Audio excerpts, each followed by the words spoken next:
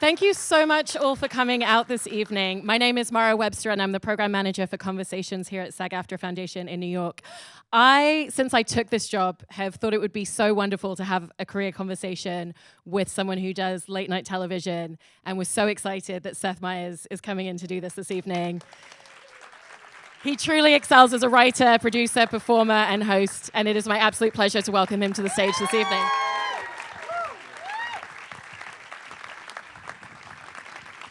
Hello, everyone. Thank you so much for being here.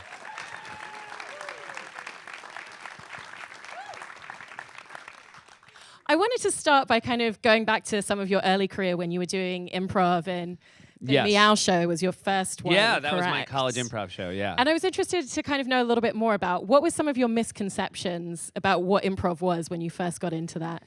I think my biggest misconception was that the core goal was to say the funniest thing you could say immediately, as opposed to being in a scene with a scene partner. And I think the thing you learn, and the skill that I learned in improvising that is the most helpful to me now in the job I do today, is how valuable listening is. And that ultimately you don't want to write your script before you hear what the other person is adding to it.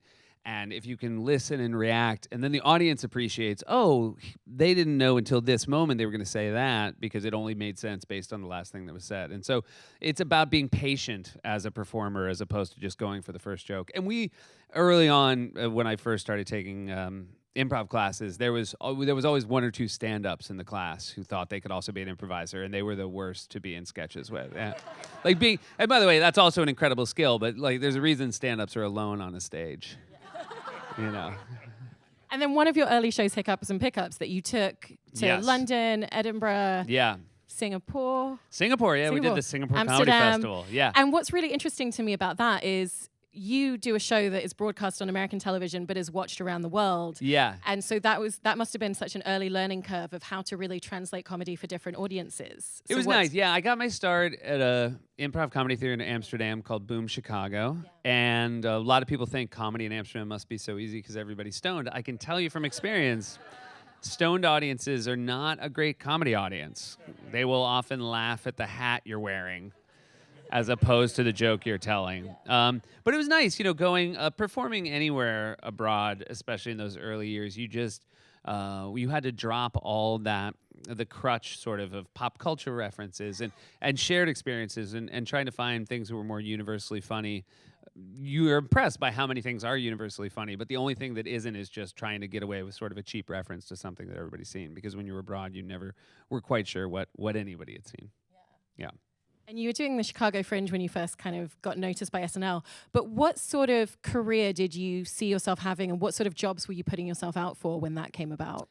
I had like a commercial agent in Chicago. I remember getting really close to a part where my role would have been Mr. Summerman, and how excited I was to play Mr. Summerman in a fast food commercial. I did a commercial for a furniture company where I said, I can't remember the name of the company, but I was like, at blank blank's customer first shopping, they put the customer first. That's me. Look at camera. I'm the customer. So that was really good. I think people still talk about that in Chicago. Customer number one. But I was in Chicago, so you would audition for pilots and movies, but I don't know, thinking back and realizing maybe a little bit better how show business works now, that it's a real long shot to get cast in a Los Angeles pilot from Chicago.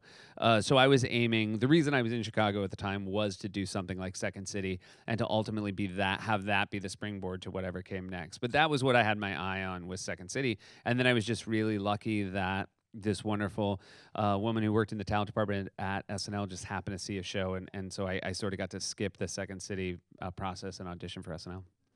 Yeah, it's a trip, and that is, there's no way to get an SNL audition, and so the thing I always say is, like, you just do as many shows as you can, because you never know the night. She was just visiting family in Chicago and saw, like, improv festival, I should go check it out, and again, it was a long process. It wasn't like I got the job the next day, but it wouldn't have happened if she hadn't come.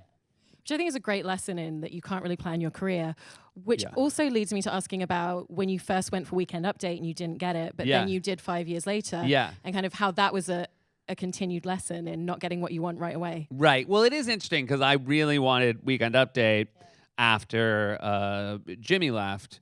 But they gave it to Amy Poehler, and it was that rare case where you don't get a part and you're like, you guys got it right. It's not like it was like, how could you go with Amy Poehler? I was like, yep, you guys nailed it. That's I was not the first choice, but it was always a part of the show that I thought I'd be best suited for. So I was really lucky that when it rolled back around and after Tina left, it was then the opportunity was to be a co-anchor with somebody who I was closest with on the show. So and again, I think ultimately I was lucky because by the time I did Update, it was the person that I should be doing Update with, and it worked out obviously really well because then people saw my real skill, which was sitting behind a desk. Some actors you want to see do anything, but me, it's like, let's see that top half and keep it still. Yeah. When you first stepped into the position of being co-head writer with Tina, was that kind of an interesting dynamic shift? Because you've gone from just being peers with everyone that you're working with, and now you're the person dictating and saying, you're going to do this, you're going to do that part. Yeah. The best piece of advice, because mostly just being a head writer at SNL is, you sit at the head of a table one day a week and you do rewrites where you just are basically running a table where people are trying to pitch jokes to make things that have already been picked for the Saturday rehearsal, try to make them better.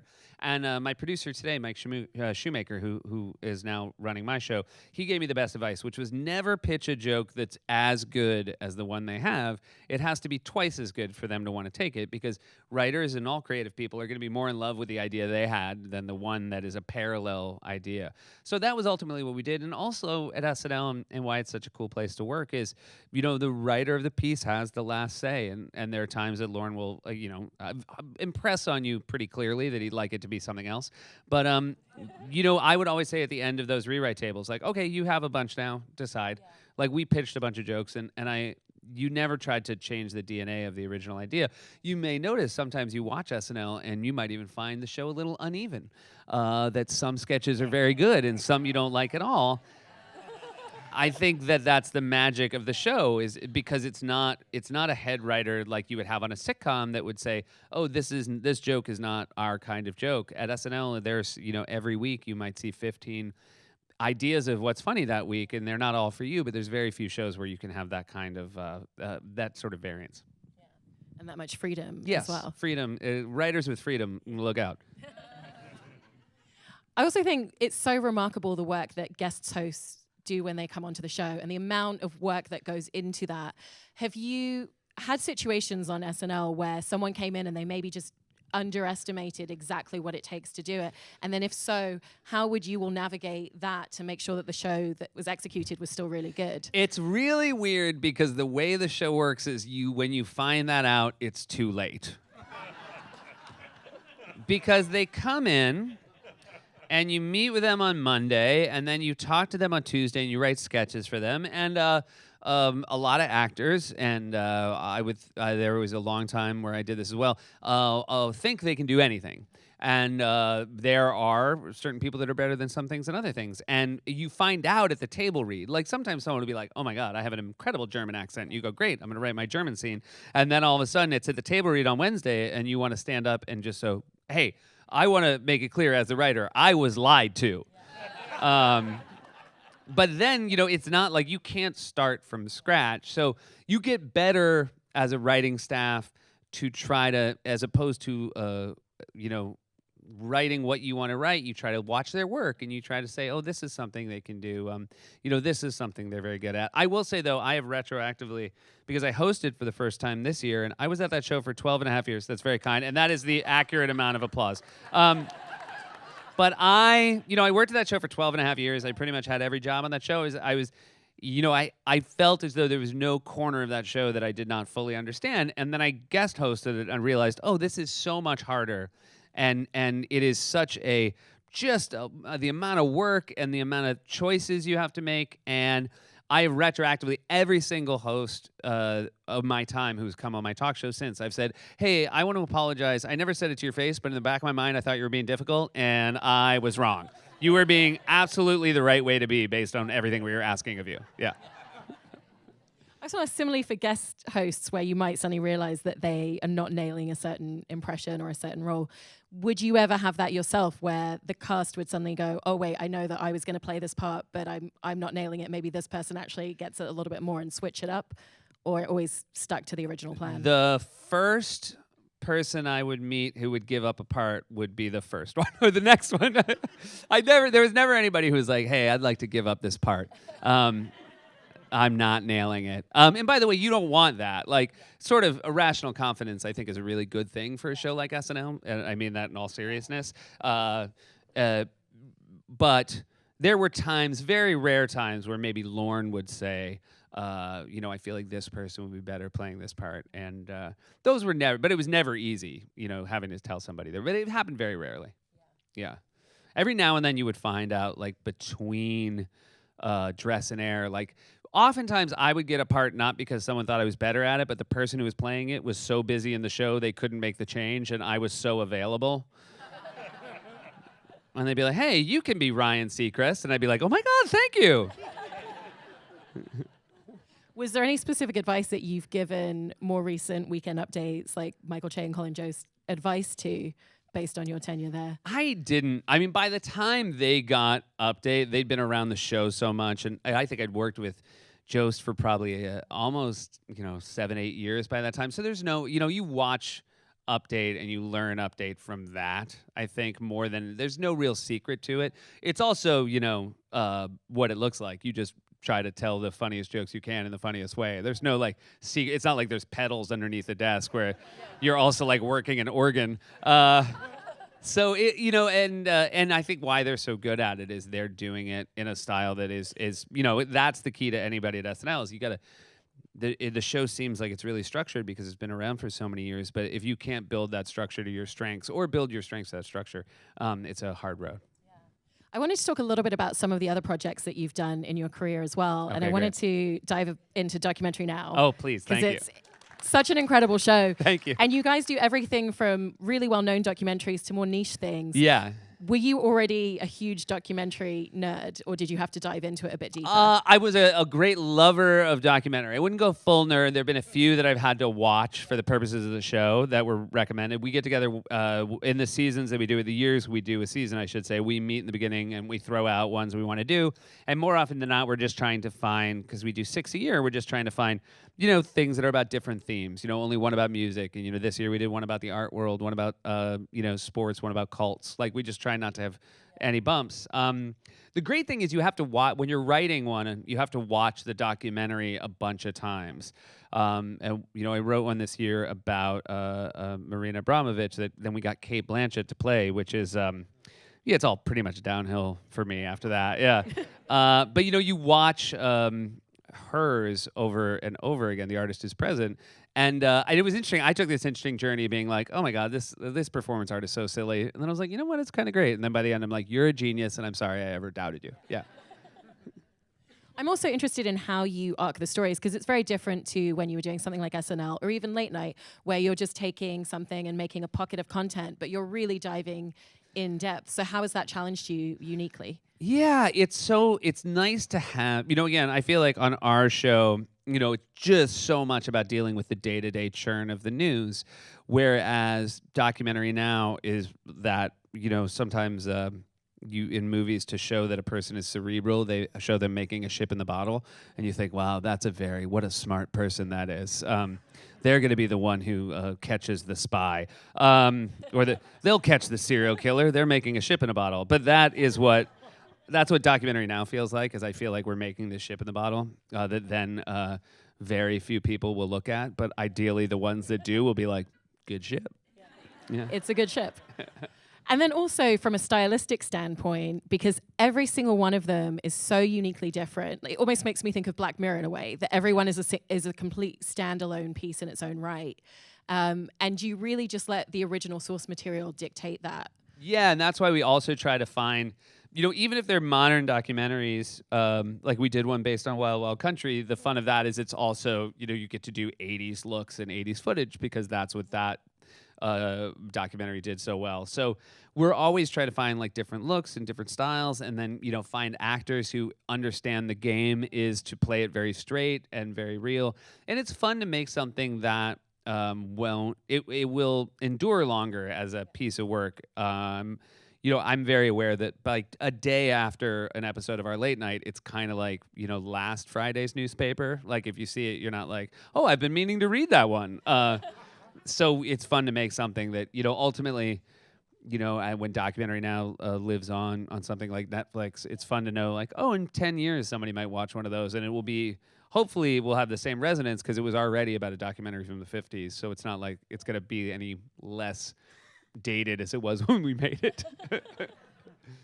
And you recently were an executive producer on AP Bio, which was so superb. Yes, a great show. And we're trying to hashtag save AP Bio. We'll see what happens. Yeah. That works every now and then, right? Yeah. But a great show created by a former colleague of mine, Mike O'Brien from SNL, and just a great cast. It was, you start a show like that, we're trying to find somebody like Glenn Howerton who played the lead, and then because it takes place in a school, and you realize why there is this real, there's a reason we have workplace comedies, which is that's where there are a lot of people, and so it was just really fun filling out, not with just like Paula Pell and Patton Oswalt, but with all the kids and all the other teachers, and it's been a really fun show to be a part of. When you're signing on to a show like that, is it more about you're getting the chance to work with long-term collaborators that you really respect, or is it about the opportunity to come in and really shape a story that is interesting to you? Back end. No. It's... It really for us is, and the other things that we try to produce at our production, we're really only working with people we know and trying to facilitate their work finding a home. Ultimately, when you have somebody like Mike O'Brien, that's the kind of person you want to produce something for because he has a very clear vision. And we'd rather, in that same way that what I learned that I liked about working in an SNL writer's room, of just try to get people's uniqueness to the screen. So as opposed to saying like, hey, this is the kind of show we produce, we just basically say to people like, you're the kind of person we like to work with. What's the kind of show you want to make? Yeah, it's fun. Yeah.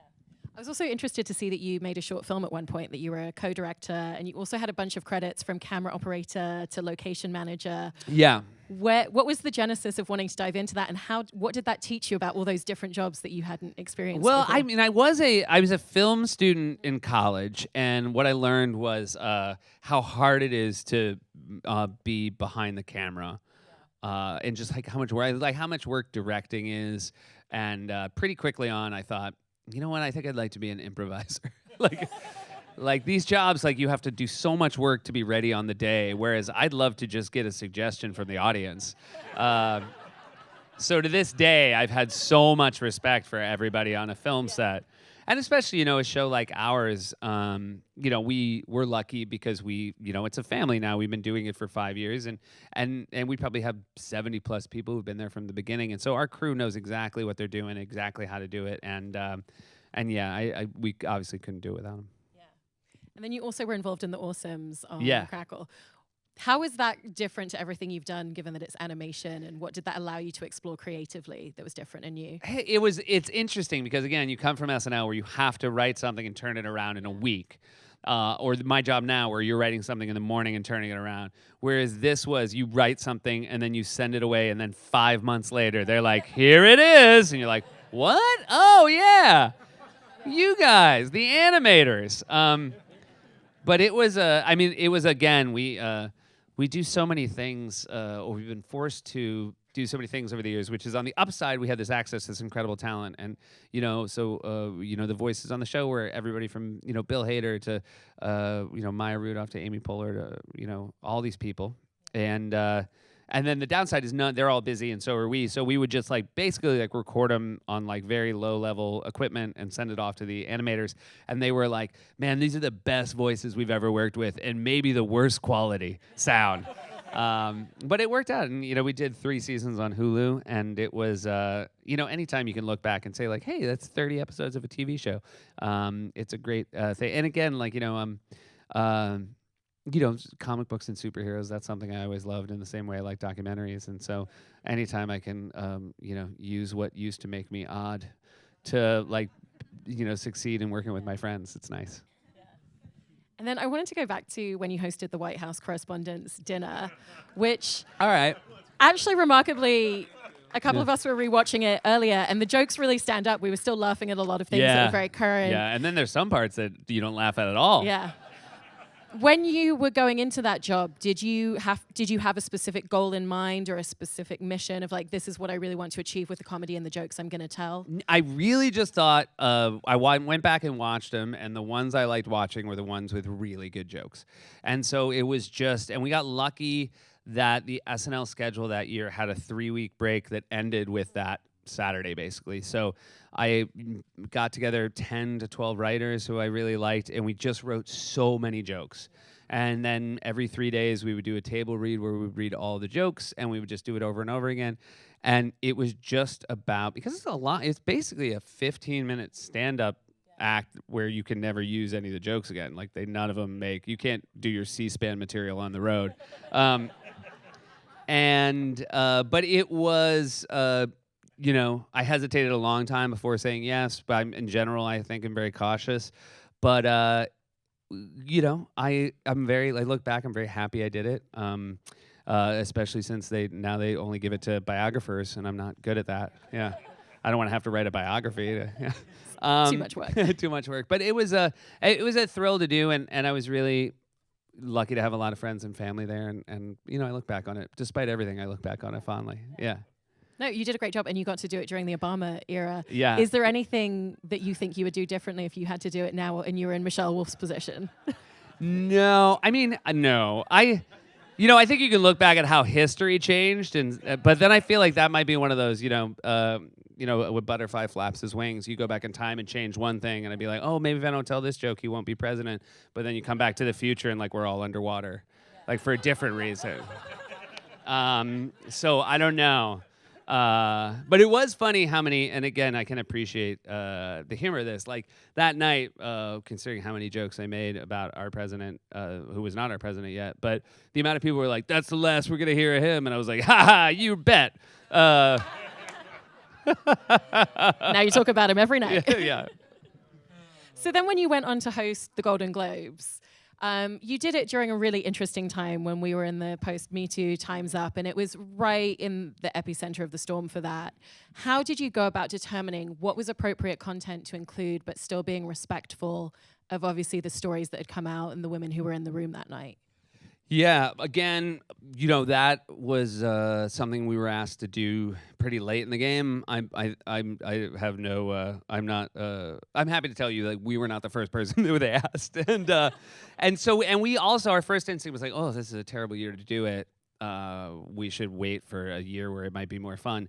And credit to my wife, who said, you know what, I think you are pretty good at times like these. Like, you might be able to make the right kind of choices. And then the other thing was, we have these really smart, talented women on our staff, and we sort of brought them in, and they basically both were enthusiastic about getting the chance to, obviously to some degree through me, say what they wanted to say, but also the idea that why I felt good is there were things, even like the day before, they had they were empowered enough to come up to me and be like, hey, that's really funny. I don't think tonally that's the right thing. And anytime they said that, it was I just felt so confident being like, then that what joke will come out, because we were trying to, accomplish something obviously a little different than just let's go out and crush tonight.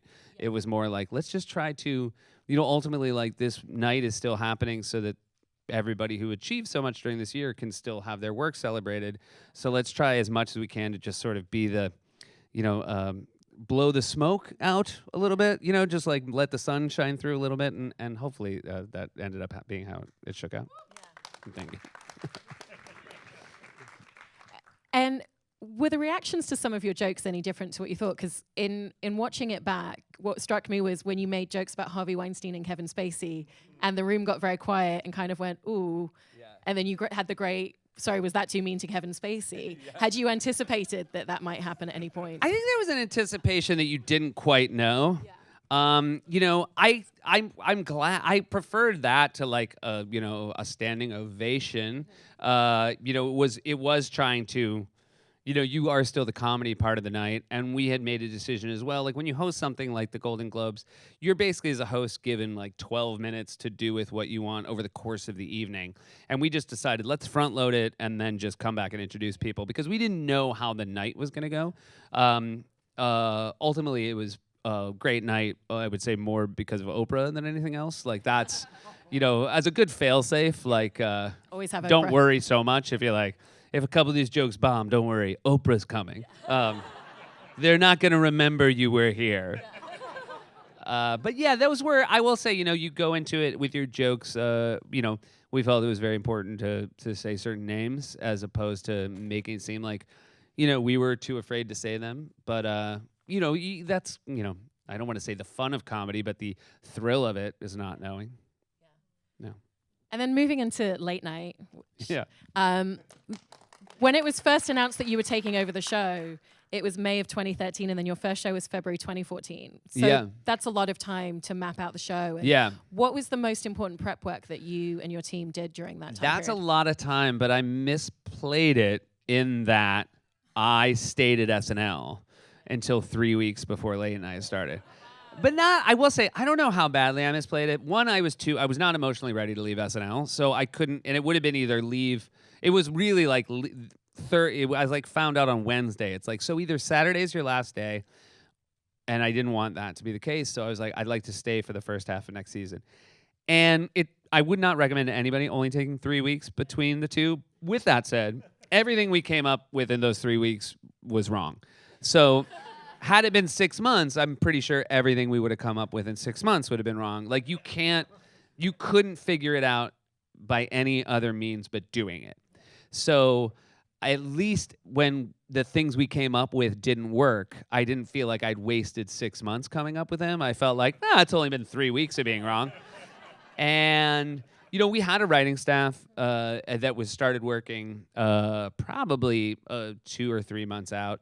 And it was Alex Bays, who ran Weekend Update, came over to be my head writer. And some people I'd known a long time in my career came over to the writing staff. And they were very helpful in the times that I was doing basically both jobs. They were very helpful in saying to the people in the writing staff who didn't know me, like, that Seth won't do that. He's not like, that's not a style. More often than not, like, Seth isn't incapable of doing that. He is not good at this, or this. You know what you should do, though? Have him sit. Behind a desk. Behind a desk. Yeah, you love him behind a desk. But, so yeah, it was, but I think in the beginning we had this interesting thing where we thought, again, we were like, what's our strength at Weekend Update? Oh, it's me. One of the things people love about me is like, it's me next to a crazy character. And so we thought of our writing staff, we'll do it with our writing staff now. And in the early days of the show, we would do that. But, what we had missed was that at SNL, even if they hadn't seen the character Bill Hader, Kristen Wiig, or Will Forte played before, they knew it was Bill Hader, Kristen Wiig, or Will Forte. So the audience was a little bit more open to whatever it was. Whereas with my unknown writers, it was less fun for the audience. And so we sort of scaled that back. But then I would say a full 2 years later, we came full circle. And the way we use our writers now that has resonated and started working about 2 or 3 years into the show is, hey, go out as yourself and talk about your perspective on a thing that I also care about but would not have as advanced a perspective on. So it's less, here's a crazy character, and it's more, here's our writer, Amber Ruffin, to share her take on something. And so, again, we were right in that our writers would be a valuable part of the on-camera experience of our show. We were just wrong how, but we would have been... There was nothing that would happen in the pre-production that would have let us know we were wrong except for putting it in front of an audience. Yeah. So, and again, audiences are very helpful, which is why I'm glad this is the closest front row I've ever sat in front of. We moved them forward for you. I just like that this is a building run by actors and created by actors. No actor has ever said this close. I like to do a show where they're right next to me. You should have put another row here, just facing me. We can change this table for another chair.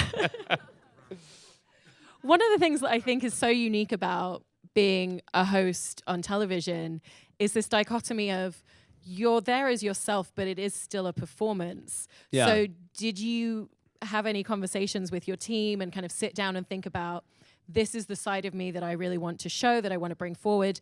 These are the things that I'm comfortable to talk about personally, but maybe there's limits between what you can and can't say about your family, for example. Well, that's all, that's something I decide. It's not like my writing staff would ever come in and say, we wrote a story about your son. And I'd be like, and then it's all right. And you're like, how do you know this? They're hiding in your house. They're hiding. So, that's something you just feel out. But, I do think that audiences now more than ever, and I think this is true in politics for politicians as well, they have a real sense of authenticity. And when people speak back to a previous era, maybe even of late night shows where you never knew what they felt about politics, I think it'd be a very hard thing to pull off right now. Like to have no sense of where anybody fell on anything would seem, in this day and age, might just come off as a little insincere, whether it was or wasn't.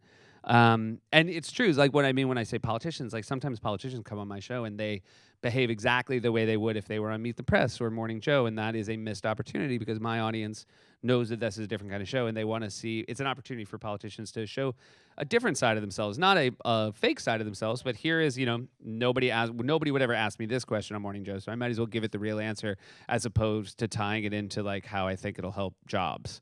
And I appreciate that they're out there trying to do a different thing. So, but yeah, ultimately I think over the course of doing the show, the writing staff learns my tastes. With that said, we have a Thursday table read every week. And when we first started doing it, we would say, hey, this week, try to write a desk piece that we could do once a month. Like we would call it a refillable idea, which is the concept we could just, whatever happens in the news could fit into that thing. And then they would come in and you could tell it was that thing of, they were aiming for a thing. And in sports, they always say, throw it, don't aim it, because like when you aim it, this isn't right. The mechanics are off. And so finally we realized there was nothing coming from it. So we said, okay, from now on, just write whatever you want on Thursday. And some of them are so bad and they make me so angry. Because it's something I would never do, but by inviting them to just write what they want, I will say that there's not one that ever goes by that there's a thing that happens that we use that we never would have got had I asked for it, because I never would have asked for it. And so you do, because again, obviously there's a lot of our show that's structured, and the first act of our show is very much about the day's news, but in the fourth, fifth act of our show, we also like to take advantage of the fact that it's 1:15, 1:20, people are either, asleep or crazy. Take advantage, Yeah, take advantage of your audience at that time. Did you feel like you had to navigate talking about politics any differently? Because when you had been on other shows previously, you're a character, and now here you are saying, I'm Seth, and this is my opinion about this, and this is my belief system about this, and this is how I feel about this matter a little bit more. We found it kind of organically. I don't think in a good way, I don't think we ever had to sit down and have that conversation. I think if we did, we might have fumbled it a little, but we just sort of, again, the helpful thing is, if you write what you believe, you're going to perform it better than if you're, having to say things you don't believe, obviously. So that's why all actors should read the script before they take the part. So that is ultimately, it was organic, and hopefully that shows. Yeah. How much of a voice do you think nightly shows should have in the 2020 election? Because I think they've become much more influential to political opinions over the last few years. I think that, I think there are a lot of us that do it, try very hard to be, we appreciate that we're talking about important things, and certainly with our show, we try very hard to be fair. We don't, to us, fair does not mean a joke about them, like even jokes. It's more just like, don't say things that are lies. And don't make things up. By the way, there's never been less of a reason to make something up than right now. Like, imagine if I was like, today, like you watch that Stephanopoulos interview, you're like, he's making it up, but with that said, like, I do really believe that I always, I think shows like ours were a really good secondary source for your news. I don't think we're the best place to hear it first, but we're a good place to hear it second if you want to feel a little bit better about the first time you heard it. Yeah. And because the news is so insane now and things happen, it used to feel like everything kind of happened during the day, and now things happen much more constantly, late at night, at odd hours. Are you having to react a lot more differently in terms of, oh, that happened, we tape in an hour, can we squeeze in a joke to the opening monologue? Yeah, and really we can. shift the show? Within an hour, you can squeeze it into the monologue. The reality is, if it happens at after 3:34, it's very hard to get into a piece like a closer look. But you can always fit one. If it's one joke where you just need a picture of something, then you can get it in late. And we try very hard to. We get our last round of jokes at the last round of jokes I read is 5:40. And so we tape at 6:30. So you can get one or two more in. But we've realized with a closer look, because we put so much care into getting it right, that if something breaks too late for us to have to rush it, we think our audience understands that and will know that it will be coming the next day. Of course, the reality is it's amazing how often, like, something happens at 5:30 and you're like, well, we'll get it tomorrow. And then by tomorrow, you're like, that? Because I think Comey was fired when you guys were all taping. Yeah, Comey was fired. I think Michael Flynn's firing was the first time we did literally did a piece which was like, who's Michael Flynn? And by the time it aired, he was fired. So like at 6:30, he had a job. And we talked about his job. And then by like 12:30, and that one you can't even take credit for because it's not like anybody was at, unless it was Trump was at the taping. Yeah. And I wanted to talk a little bit about the guests that you have on. I was really interested to read something that said that you're actually the nightly show with the highest percentage of female guests. I think it's around. I did not know that. That's lovely. I think it's around 38%. Wow. I was going to ask if it was something you were cognizant of, but do you really how involved are you in who your guests are going to be in the booking? And are you saying, I really think that we should get this person in? I think that we haven't had anyone from this field. We should get a Republican in. We've had a lot of Democrats, whatever it is to even that one the least, I will say. I'll just be honest. Like, we do, but we don't have as many. I mean, it's interesting right now. We had more last time because obviously a lot more were running. That you don't have that now. So we have a lot of Democratic politicians on now, obviously because it's a giant field. Whereas we did in 2016 have quite a number of the Republican candidates on. It's very hard right now. Like people who speak for Donald Trump don't want to come on our show. Nor do I particularly think it would be a good conversation if they were there. And at some point, it's just like, I don't quite know like what the purpose of it is. Instead of some, fake idea of civility. I think there's real civility, which I strive very hard for, but I don't necessarily want to bring on somebody that I don't think it would be possible to have that with. But we try very hard. I mean, representation is really important to us. But with guests, it's less that I go in and talk about that part of it as so much that we talk about having people, we like having authors on, or we like having... we had our first poet the other day, and he was such a good guest, and I was like, God damn it, if I could write poetry as well as he was a guest on a talk show, I'd be published. And it's fun. It's fun, obviously. You'll never get tired of talking to actors. There's a reason that, they're good in front of people and they're good on camera. But it's also fun to sort of use, particularly that third guest slot that could be anybody. It's fun to have different people on. And how much contact or conversation do you have with them before they actually go on? Because you have them on air for such a finite amount of time. Yeah. And obviously they're there to promote something, but you still want to make sure that you get their personality and that authenticity that you were talking about earlier. Yeah. It's amazing. When you watch, it's very, we talk very little, I've realized, about the show itself. I think that people go on talk shows to remind people the show is on. That's ultimately the best thing you can do. And you can show a clip, but the reality is it's very strange to talk about a thing the audience hasn't seen yet. And it's very hard to connect with an audience. And I learned that over the course of doing the first year of the show, is I tried very hard to watch everything ahead of time. And then I'd say, oh my God, this is so great and that's so great. And they'd say, aren't they great? They're so great and they're great. And the audience is like, it'd be like if you're at a dinner party sitting between two people who saw a movie you haven't seen. At some point you're like, can we talk about something we all like? So... today, for example, Kevin Bacon was on the show talking about his new Showtime series, and it was far more interesting to show a clip and then talk to him just about what it's like to be an actor working in Boston, which he had really funny stories about, than to ask him about, how you found a character that the audience hasn't spent any time with yet. So, that is, ultimately just like a thing you learn in the doing. And how do you navigate? There was an interview that I saw a few years ago that I was really impressed with when I saw it back in the day, where you had Robert De Niro on, and he has really interesting things to say, but he's a quieter person. Yeah. And I could see that you knew that going in. So how much are you looking at what their personality is going to be like in an interview and kind of prepping for that? Well, that is why I do like, I would say Robert and I have worked together enough on SNL and stuff. Not enough for me to say Bob and I.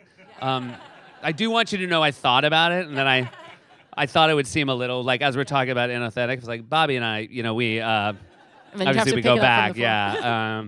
But so I know, but I like, the reason I like to go, I do say hello to the guests ahead of time is just to, if there's somebody, tonight, for example, everybody been on the show before, and that's happening more and more often, which is really cool. But if it's someone I haven't met before, I like to go back and just, again, you hear what their volume is or the kind of person they are. And obviously, I don't have to tell you, a lot of times people, the way they are on camera is different than they are backstage. And that just gives me a little sense of it. But the longer you do any show like this, you realize there's 100 different kinds of guests, and ultimately you want to just figure out the best way to facilitate getting that to the audience. Some people they want a lot of help.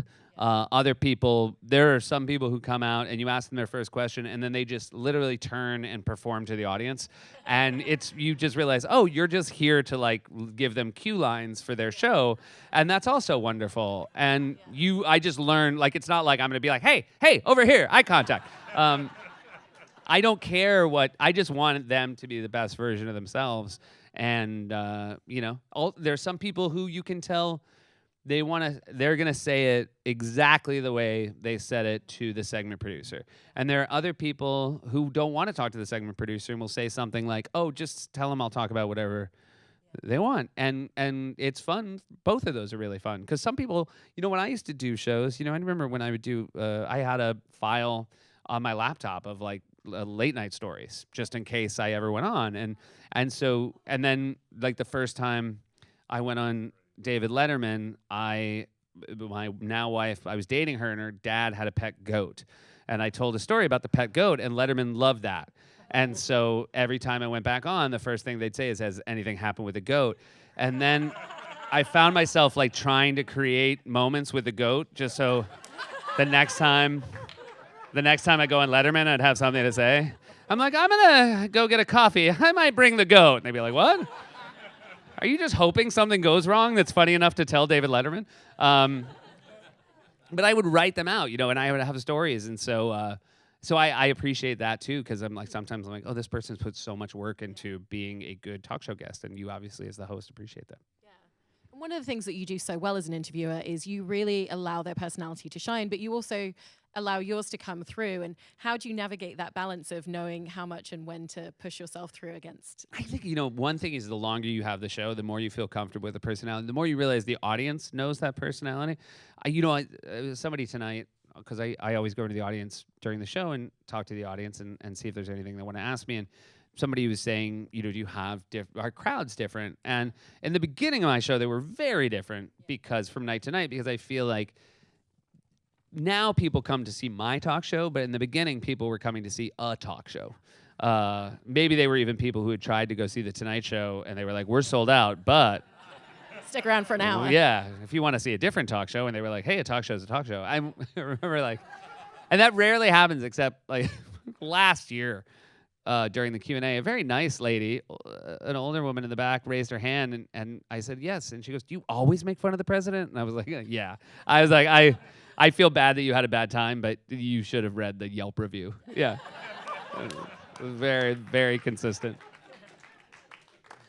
I also think one of the interesting things about the timing of when you took over late night is the landscape of these nightly shows has changed tremendously even since then. Yeah. We didn't have weekly shows with John Oliver, with Samantha Bee. Yeah. We didn't have Trevor Noah on The Daily Show. So it really it's been a complete turnaround on all of them. How much attention do you pay to what other people are doing on their shows, what formats they're doing? Because everyone has a lot more freedom to try things different stylistically. Yeah, I mean, it is crazy how I feel like I was the new guy for a week in late night. And it was, pretty much, everybody, even Colbert started his current show after us. So that's how, 5 years has been a lifetime as far as how many new shows there are. I think like a lot of people, I catch everyone's best stuff maybe the next day if there's something that everybody's talking about. I don't have the bandwidth, not just as somebody who's doing a show, but like as somebody with like a family to like wake up in the morning and watch what everybody did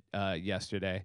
But there's a ton of professional respect for what people are doing. I had to remind myself at one point when I was just watching like everybody's best thing that I'm like, oh, I bet they had a ton of duds last night too, but that's just not the thing that's going viral. Because I'm like, oh man, well, that's so much better than our worst thing, and I'm like, oh, but that's their best thing. Yeah. When you're putting together a closer look as a segment, is there anything different about that? Because you're doing such a deep dive, but you really are responding to a story that's usually just happened that day. Yeah. So how do you navigate that? Well, we're really lucky. We have the head writer for that segment is a writer named Sal Gentile, and he has this. He had a cable news background. He's really good at writing in a way that has an arc. It's like a thesis statement. And ultimately, what we're trying to do is just get as many jokes into the news as possible, and we write them even longer, which might be surprising to people who sometimes are kind enough to watch a 12-minute piece. We write them even longer than that, and then we do them in front of a rehearsal audience. And we don't take out the information, but there are times where we take out a section because the joke didn't work, and then he finds a very good way of like making the connective tissue fit so that the story still makes sense. But it is a totally different kind of writing than everything else on the show. And again, you talk about how much things have changed in 5 years. When we started our show, I think that the conventional wisdom was shorter, was better on anything at a late night talk show as far as how it would live on the next day. And we're just constantly, we have so much gratitude for the fact that the audience has an attention span for long enough things. But we think one of the keys to that attention span is you have to lay out a story, as opposed to, I think if you did a 12-minute piece that was just unconnected jokes, people would eventually just tire of it. So it's that connective thread is the biggest part of it. I also feel like it would be remiss not to talk about daytime drinking. Oh, yeah, day drinking. Yes. What I think is really fascinating about that is that I hadn't realized you actually only have the guests for about 2 hours. Yeah. And how do you find that middle ground between what is drunk enough to make good TV, but not too drunk to just be a car wreck? Yeah. Well, the very fact that you think I'm thinking that much about it. If you haven't seen day drinking started with my brother. And then I did it with my mom. And then Retta, fantastic, she was the one who said, I want to do it. We never even considered doing it with like non-Meyers. And then we did it with Kelly Clarkson, and then we did it with Ina Garten. And the reality is, the only way for me to have fun is I have to be drunk enough to stop worrying about how it's going. And so I just drink. I drink so much that when we like stop to reset, I have to drink through the stops because otherwise I just crash. And with Ina Garten, I did so many shots at one point. We had to edit out shots because when we showed it to our test audience, people were like, oh, God. Oh, fuck, he's going to die. It's really fun because I will admit that I am I think like a lot of writers, particularly, like I'm a little bit of a control freak, and during the show, during my early years at SNL, Lauren would always say, "Hey, on Saturday you have to let writer Seth go home for the weekend because you are mouthing other people's lines and scenes that you wrote." Like literally, I would write a scene and I would say my line, and then while the other person was talking, I'd be like, which is not good, and then. And so I do that, but like in day drinking, I'm also worried about how it's going, and so I just have to like drink enough to stop caring. And with Kelly Clarkson, she left. At the end of it, she left, and I said to my producer, "Oh, I didn't say goodbye to her," and he said, "You've said goodbye to her twice, and each time you said the exact same thing." So I had a long emotional goodbye with her that she endured because she's patient and kind. Then I did it again. Then I fell asleep on the roof of the Standard, woke up and was like, oh, I didn't say goodbye. Also, every time, my wife is so patient and so supportive. There's never been a time that I have done day drinking and we have not had an argument when I get home. And I'm always like, I'm going to come home super drunk. And then I always do it because like we do it from like 12 to 2. And then Dad comes in at like 2:30, knocks over a lamp, and she's like, oh my God, you're a grown man. And I'm like, it was for work. It's my job. I'm working. Don't look at Daddy. Oh, thank you. I also wanted to ask about Game of Thrones because that's featured so heavily on your show. Yeah. What are you and Leslie Jones going to watch now? I don't know. I think we're going to just follow. I mean, basically, it was just watching her Twitter feed the first time that made us think, oh, Game of Thrones with her would be so much fun. And so we just came to that naturally. I don't know if we'll force anything, but it was so much fun. And it was really this year, and I think like a lot of people, I was heartbroken that it was coming to an end. And we did the second episode and the last episode this year. And after the second the first and the last. Because after the first one, I came home and my wife said, I'm so bummed we didn't watch it together because that's a show we watched together. And I was like, oh, I'll watch it with you. I did not hear a word of it. Leslie, because Leslie talks the whole time. It's hard to talk like for an hour. Not just talk, but like with really funny observations about the show.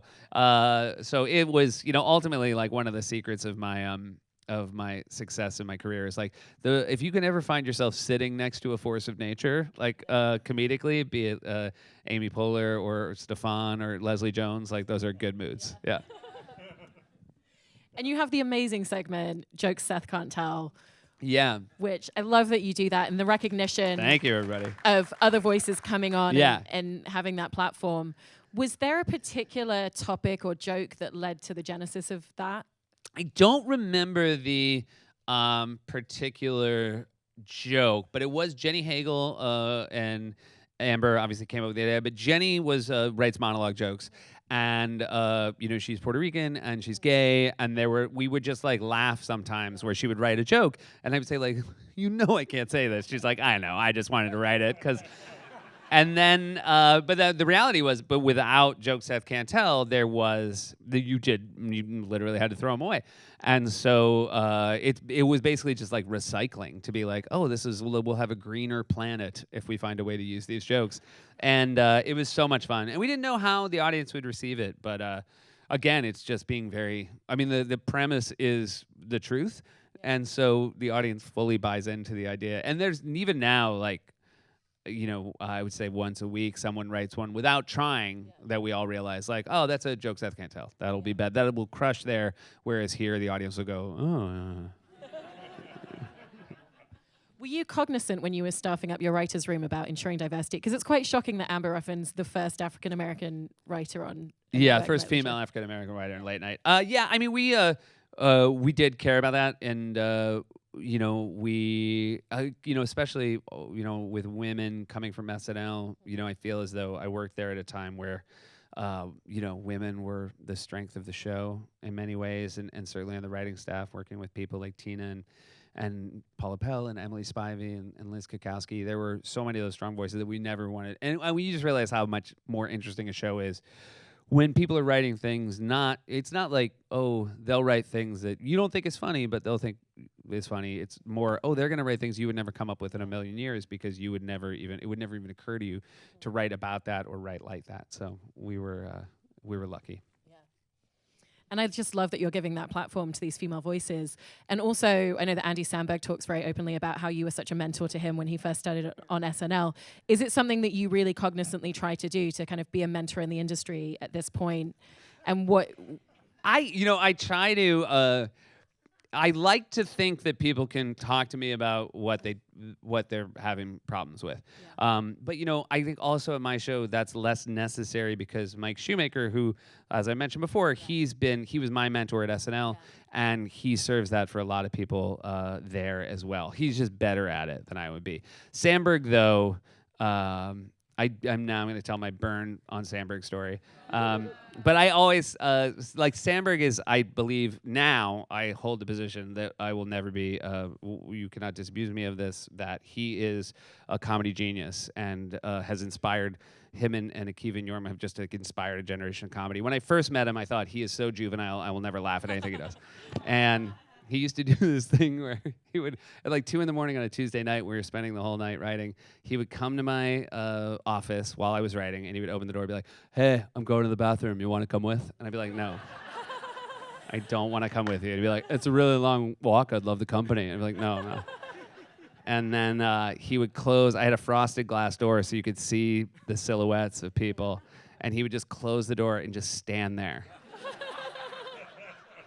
And over the course of like the first 3 months that we worked together, he won me over from like, who's this kid, to like, oh my God, this is the funniest person I'm ever gonna meet in my life. Yeah. I also wanted to talk about, because you are the man in charge of the entire crew and everyone who works on the show. And one of the things actually from the Meghan McCain interview was when she talked about when she was an intern and how she found you really gracious. Did you sit back and think about the tone that you wanted to create? Because it really is top down. Yes. I mean, you always want to work with people who are happy to be there. Yeah. And I think that as someone in charge, you mostly can set that tone, positive or negative.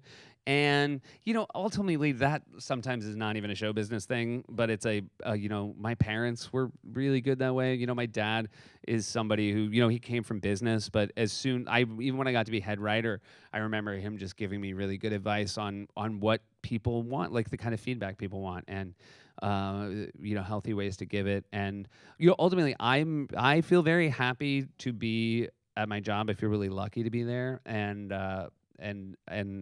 I can't imagine like using any of that to then be hard on people. Yeah. I mean, I think we all want the show, we all want tomorrow's show to be better than today's, but I think that there's a positive way to get there as opposed to making people feel uncomfortable or as though they are less than. Yeah. I also wanted to ask you a little bit about the fact that you still do stand-up comedy and you still kind of take that on the road. What does that allow you to exercise creatively that you don't get to do through your show? Yeah, that's a good question. I mean, it's a different skill, and it's one that, you put time into building it, and you don't want to like let it. I remember Craig Ferguson came on my show once when he still had his show, and he was on tour, and I asked him that question, and he basically said, if you stop for 6 months, you'll never do it again. So I don't do it all the time, but I do like getting out and doing it. And it also, provides me a chance to not talk about, it's not that race to talk about yesterday or today's news and catch up with it. It's more, to step back and talk about your life and talk about your family. And it is strangely, in a time where I feel like things are more segmented for different audiences. Like it is nice to have a universal experience like, family. That is fun to be on share, and it's fun to just spend an hour with people on stage, and it's a good time. I wanted to jump to some of the audience questions that we got for you. So find out who you guys are. It's been very hard to clock you, but now we're gonna find out. And I'm very good at this. I'll point at who I'm very. You'll tell me, and I'll guess who wrote it. Yeah. Okay. So the first one is from Dexter. You said you were nervous working on SNL. How nervous were you when you got this show? I was nervous to get late night, but not as nervous as SNL. And I think that's the great thing about SNL is you have to live through it, and it's a real, like there are times where it's really bad. Certainly, I would say the most depressed I've ever been in this business certainly happened there. With that said, everything after feels a little bit easier. It's like, just like you feel like you're walking around with like giant weights on your leg, and then the next job they take the weights off and you're like, oh, this is hard, but no weights. Yeah. Thank you, Dexter.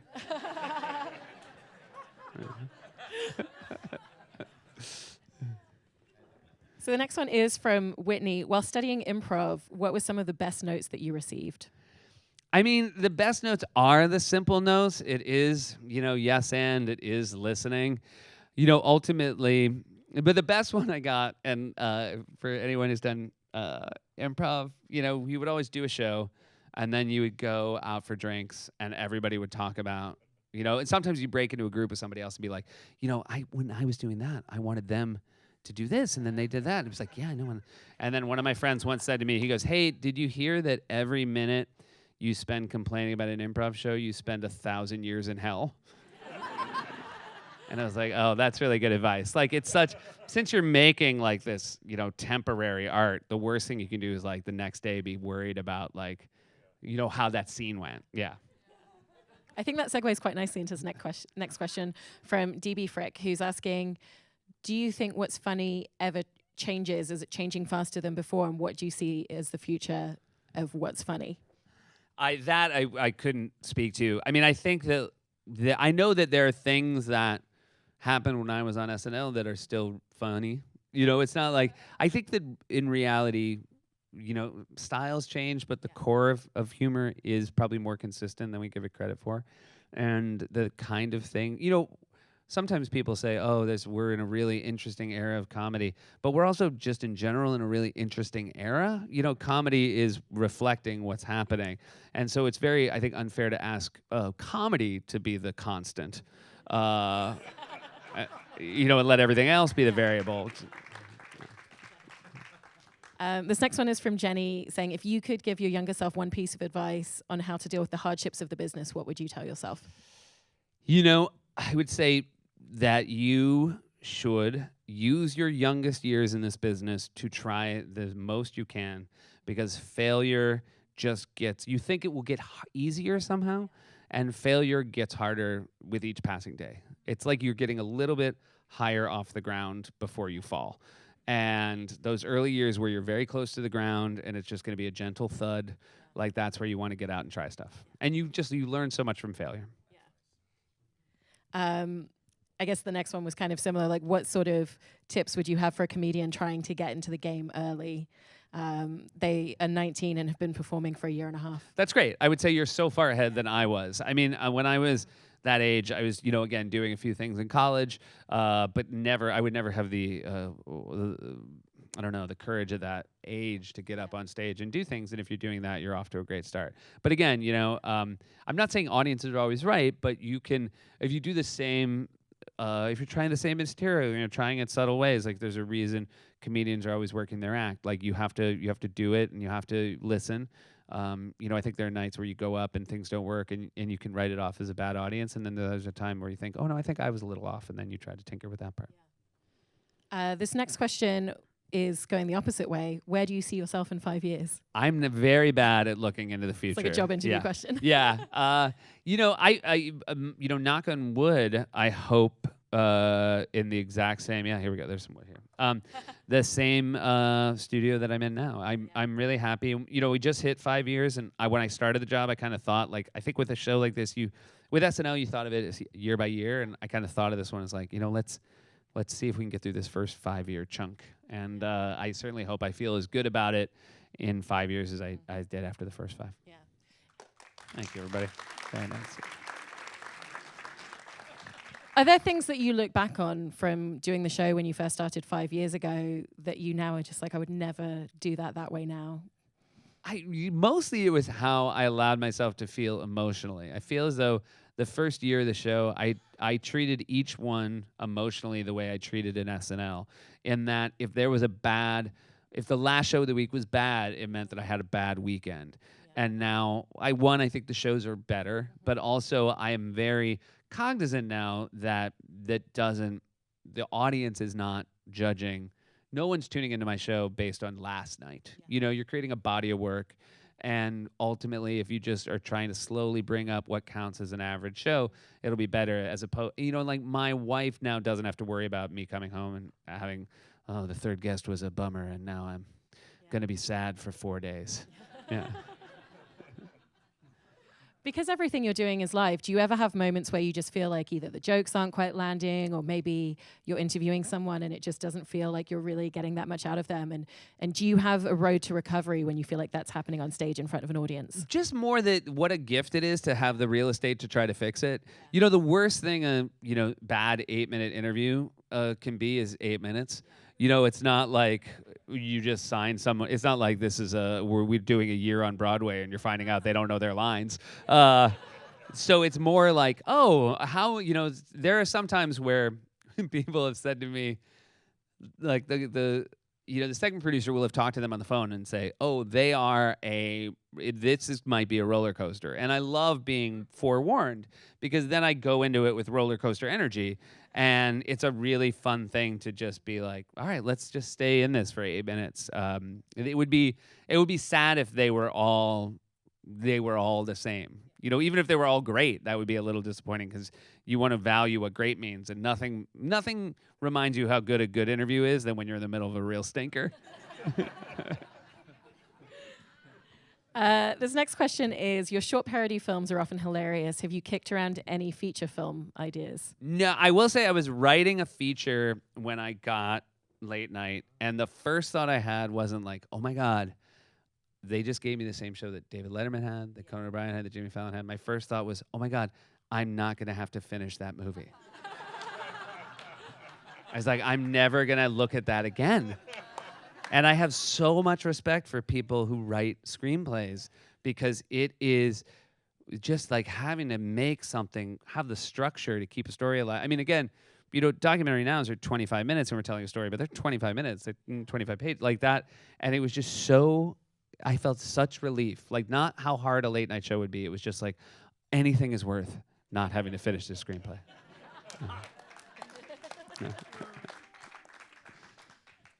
This next one is, what character on SNL are you proudest of playing?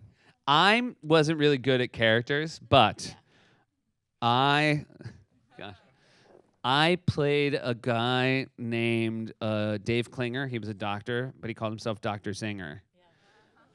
And I should say that if Bill Hader was here and he said, Stefan, there'd be a standing ovation. And did you hear that barely anybody made any noise? I mean, there was like not even recognition. So that speaks to the kind of character work. That was my best one. Yeah, I could have named others that would have been like the absence of sound. I heard like a mouse scurry through the walls. Are there any segments you did on SNL that you slightly wish went on the internet? We're not on the internet? We're not on the internet. That's a good question. I don't love watching myself. I do. It's something I wish I could see, that in dress rehearsal once, I realize now it's a precursor to a closer look, but there was a segment, because we had done a thing with Amy called Really, with Seth and Amy, and then we did that a few times, and I was like, I got to figure out, thank you. There you go, I should have said that. So they can clap. Where I held, it was like, basically like I was taking like a closer look at something, but I had like a magnifying glass. It was like talking like Sherlock Holmes. And it went so badly that under the bleachers, my head writer, then and now Alex Bays, was standing with Lauren. And when it ended, Lauren was watching the monitor, and then Lauren turned to him and went, "Burn the tapes."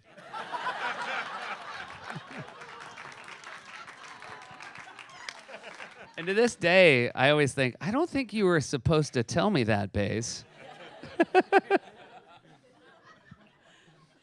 Because you mentioned Amy briefly, it's so great when she comes on your show, and it's some of the best interviews that you've done. But how do you make sure that it doesn't just feel like an inside joke between the two of you? Well, it's interesting. I will say that I don't remember which friends they were, but the first 4 or 5 times I had old castmates of mine on the show, they always went worse than I thought, because I think I went into them slightly unprepared with, oh, how can it be boring for me to talk to this person? We were colleagues for 5-6 years. And you realize there is still the thing, like there is a craft to, interviewing. And not just you, but like you still need the researchers do their job, which they're so good at, and the segment producers do their job.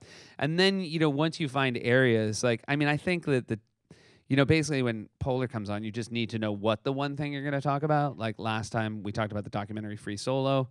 I think the time before that, she talked about Daniel Day-Lewis retiring from acting and the Thai cave story. We talked a lot about that. And so, there's not many people you can have on and just talk about one thing where you just like, give them room to say as much stuff as they want. But you realize there is still a little bit of preparation that has to go into it. And I just wanted to kind of end by asking, what aspects of the show are you proudest of evolving over the last 5 years, and what do you still hope to achieve creatively with it? I'm really happy that I've got a writing staff that is talented enough that they've really helped me find my voice, and I'm really happy that we also have room on the show for our writers to use their voices. And it's like there are days where I introduce someone on our writing staff and I feel 100% like an audience member. I just get to sit and watch. And on those moments you think, oh, this can't be work. I shouldn't be compensated for today. I'm just sitting here and watching someone that I care about be really funny and great. And then as far as the evolution of the show, it is it's never like a grand pronouncement as far as like what we're going to do next. Like you just try to keep your ear to the ground as far as what the writing staff can provide. You try to listen to people on the show who have ideas, and more often than not, the small idea, it will lead you to a slightly bigger one, and before you know it, but it takes a year before you look back and say, oh, remember, it was like last June we had this idea, and now that's all this. So it's just, I think, being open to the idea of change. Yeah. Well, thank you so much for coming out tonight. Thank you, everybody. This was wonderful. I really appreciate it.